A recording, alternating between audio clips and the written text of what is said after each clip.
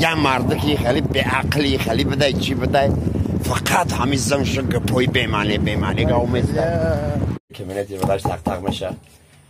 سلام علیکم دکتر همین زنیمه کار شده نمیفهمم. навор сохташудагии бо дастгирии сайти 1xbet дар инҷа коэффициентҳои зиёд ва бонусҳои гуногуна меёбем ки силкаш дар комментария. ҳамчунин агар бо промокоди ёвонӣ шумо регистратсия кунед барои пардохти аввалинтон 6500 рубл бонус медиҳанд. ҳамватанони азиз, як қиссаи навбатӣ пешниҳод мекунем. қиссаи семейне. бо диққат бошед, касе да писанд меояд ангушта бардоред. бе ангуш илҳоми шер маҳмад намеояд. мардак саҳар қати пеши враҷ меояд, дари кабинети враҷ тақ меша. салом алейкум доктор ҳамин занима кар шидай немефаҳмам. доктор гуфта хавера проверка кардад курд кадом степени карай. доктор вай хеле проверка кардад накурад.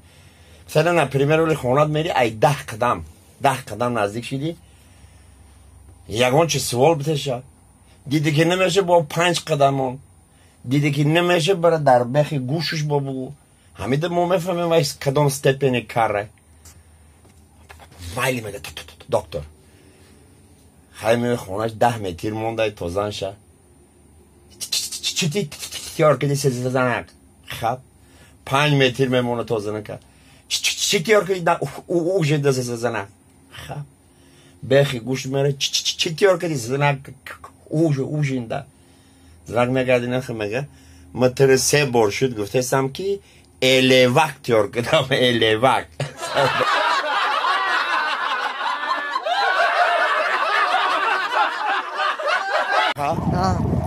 یه مرد که خیلی به عقلی خیلی بده چی بده فقط همین زنش پای بیمانه گاو میزده. چه خیلی گپ بگو با همه گپی میگفتگیش در گوشت بگم گپی میگفتگی در گوشت بگم یه روز بزنش میده چی گفته ازنم یه در بگم زنش چی گفته ای مرد که اوتو نگو گنگ میشم گفته اونو تو گم یه عمر در گوشت گویده کار نشیدم یه بار در گویده گنگ میشید